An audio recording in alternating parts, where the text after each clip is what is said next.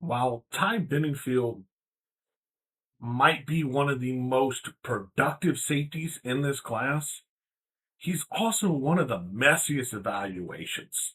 Started his career as a high school receiver, converted to safety at Boise State, became a tackling machine, helped lead a college football playoff team, earned first team All Mountain West honors, won conference title game MVP, and now the transfer to LSU with over 100 tackles, multiple takeaways, and real downhill box safety production on his resume. But here's the problem. He misses a ton of tackles. 26 missed tackles is not just a small concern. The coverage is still below average against quicker targets. And now he's moved from the Mountain West to the SEC, where the lights are just brighter. So today we're going to break down Ty Benefield, my safety number 8, why the production is real, why the LSU move is a massive proving ground for him, and why his future in the NFL depends on cleaning up the finish. But before we get into that, make sure you hit the like button, subscribe to the channel, because we're going to keep putting in this work. As you can see, Ty is number 60 on our way to 100 players before college football kicks off. What's going on, everybody? Welcome back to Draft Yoda, where we're data-driven and prospect-focused. As you can see, we're breaking down Ty Benefield from LSU, who's currently holding a 8.86 out of 10, making him my number 60 overall prospect, safety number 8, going into this college football season. And this is one of those evaluations where the production forces you to pay attention, but when you start watching the game tape, the flaws keep his grade down. If you look at the box score, you are going to love this guy. Over 100 tackles, multiple tackles for loss, multiple interceptions, takeaway production. I mean, for God's sakes, as a defensive player, he won his conference title game MVP. When does that happen? First team All Mountain West, 3 years of starting in the Mountain West, and now he gets a shot at SEC at LSU. And that's exciting. But when you turn on the tape, the concern gets real clear. He misses a ton of tackles, and that's a major problem. Coverage can get exposed against shiftier players, and he gave up a lot of touchdowns in coverage. And the level of competition just jumped in a major way from the Mountain West to the SEC. Ty Benefield has a different kind of background. He's Canadian, son of a former CFL linebacker. So he's got a football bloodline. And Ty was not always a safety. He was a wide receiver when he was playing in Irvine, California in his high school years. Had over 1,400 yards in a season, caught 20 touchdowns as a senior. That's a lot of production offensively. And as you've seen, if you've watched any of these before, or if you're new here, I like wide receivers turn safeties. They understand timing, they understand space, they understand how routes develop, and they understand how to attack a football when it's in the air. And that's part of Benefield's appeal. He didn't arrive as a safety finished product. He had to convert. He had to learn a position. And he did so at Boise State, where he was allowed to develop. Signed with Boise State as a 3-star prospect and converted to safety. And that's not an easy transition. Going from a receiver to safety means learning a different world. Instead of running routes, you got to read them. Instead of avoiding contact, you have to initiate it. Instead of creating separation, you have to close it. Instead of catching touchdowns, you have to prevent them. As a freshman, Benefield got involved quickly. 46 tackles, as a freshman, is a strong start. 2024 happened. He started all 14 games. Finished with 82 tackles, added 2 interceptions, 2 fumble recoveries, and he did it for a Boise State team that reached the college football playoffs. And that's when the profile really starts for him. Because while he's still developing, he's not learning he's not learning the position anymore. Now he's developing the skills for the position. And that's the transition that happened in 2024. 2025, stayed in Boise State, even though he had some offers to leave, started all 14 games, posted over 100 tackles, added 3 pass breakups, 2 interceptions, a forced fumble, recorded 30 run stops, earned first-team All-American honors, and for all Mountain West honors, not All-American, and he was named the conference title game MVP. That's a major resume. That's not quite production. It's not hiding in a defense. Benefield was around the football consistently, and he filled the stat sheet, showed up in big moments, and by the end of the year became one of the most experienced safeties in the transfer portal. And that's when LSU came knocking. The move to LSU is the biggest moment in Benefield's career. This is where the evaluation either shines or it starts to crack. At Boise State, he was productive. At LSU, he has to prove that the production translates. The speed's different, the size is different, the athletes are different. The margin for error is smaller. Receivers are better, tight ends are better. The backs are more explosive. Quarterbacks, punish mistakes faster. And that makes 2026 super, super important. If he goes to LSU and keeps making plays, the NFL conversation is going to get very loud for him. If the missed tackles and coverage issues get exposed more in the SEC, then Benefield is going to be on an island. First thing that stands out for him when you watch the tape, he is a high volume tackler. With over 100 tackles, it tells you he is consistently involved. He's around the ball. He plays near the line. He triggers downhill.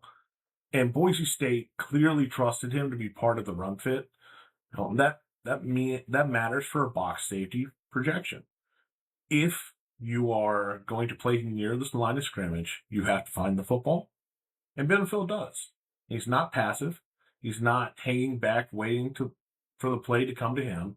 He's triggering. He wants to fill, and he wants to be involved. And he attacks downhill. He is at his best when the game is in front of him. When he can read a run, trigger, fill an alley, and when he feels comfortable doing that, he has the size at 204 pounds to take on some blocks.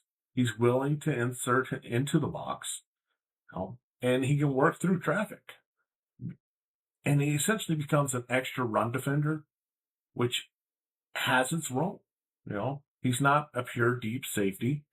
He's not a pure deep middle safety. He's not a player you want living 20 yards deep every snap. His best value comes closer to the ball. Let him fit the run. Let him trigger downhill. Let him use his instincts and physicality. And that's where he's going to be most productive. Talking about production, Benefield has shown he can take the ball away. He's had interceptions, fumble recoveries, and forced fumbles.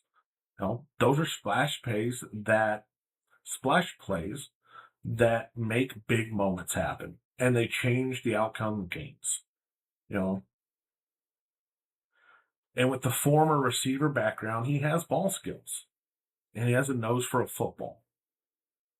And he's shown the ability to turn opportunity into production. He's also shown the ability, with 8.5 tackles for a loss, to really get into the backfield and cause disruption. It tells you he's not just, catching runners 5 yards down the field. He is triggering into the backfield. He's beating blockers to the spot. And he's attacking run concepts before they fully develop. That matters in a downhill safety. A safety that can create negative plays changes the math. It puts the offense behind schedule. It forces longer third downs, and it gives the defense energy. And that's hard to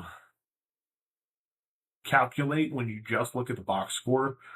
But that change in energy for a defense after a big play like that carries over. Before we get into the negatives, I do want to touch on, conference championship game MVP honors. It tells you he showed up when the lights were brightest in that league. The big games matter in the evaluations. You want to know who rises and who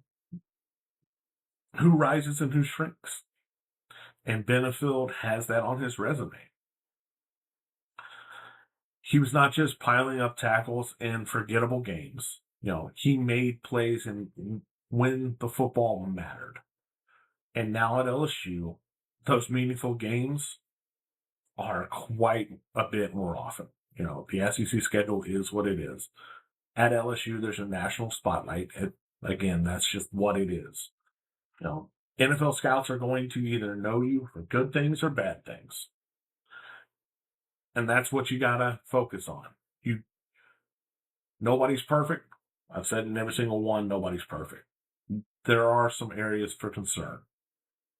One of those is finishing in tackles. 26 missed tackles is a severely high number. 26 missed tackles on 100, I can't remember if it's across multiple seasons or one, but it's a big enough number that there's no way around it. You can't play safety and miss tackles, especially if your role is built around being a downhill box defender. That's the whole job, is making those tackles, hitting people, and making it stick. Missed tackles are going to matter even more with the SEC jump. At Boise State, you can miss and sometimes survive. At LSU, SEC backs are going to make those missed tackles explosive plays. A missed tackle against Georgia, Texas, Ole Miss, or Oklahoma is not just a bad rep. That might be a touchdown. If you miss a tackle against Deshaun Bishop in Tennessee, he's going to take it to the house. It's that simple. And that's why it's a big swing trait. He doesn't need to become a totally different player. He just needs to become a cleaner finisher. Come into balance, wrap up, keep your feet underneath you, take better angles. Don't overrun the play, because that's happened a few times. And make sure you finish the contact. Another concern I have for him is in coverage. He's an average defender against quicker, shiftier targets. And the modern safety, no matter if you're a box safety or not, you have to cover. Offenses will motion receivers. They will isolate backs. They will use tight ends in option routes. They will force safeties to cover in space. And Benefield can struggle when the matchups get quicker. That's a concern, especially when you see receivers like Mario Carver from Texas A&M, I think is on their schedule. Brandon Stanley from Tennessee, I know, is on their schedule. These shiftier wide receivers that can, do damage when allowed space. He has to be better with his feet. He has to be better in leverage. He has to have better eye discipline, and he has to take better angles. And part of that coverage concern is the touchdowns. Surrendering 4 scores in coverage isn't a great number to have associated with your name, especially at safety, because safeties can't give up cheap touchdowns. When you play on the back end, mistakes are expensive and they're amplified. A linebacker can lose a rep and give up 7 yards. A safety loses a rep and gives up 7 points. And Benefield has to cut down on the negative, the explosive plays against him, coming into the SEC, which is another concern. You've spent so much time in Mountain West, and all your production has been against essentially all your production has been against Mountain West teams. And I'm not saying that's not good football, because there's good football players everywhere, but there's a difference in level of speed and talent between Boise State and LSU. There's a difference in talent between the Mountain West and the SEC. And how you transition matters extremely when you have other concerns.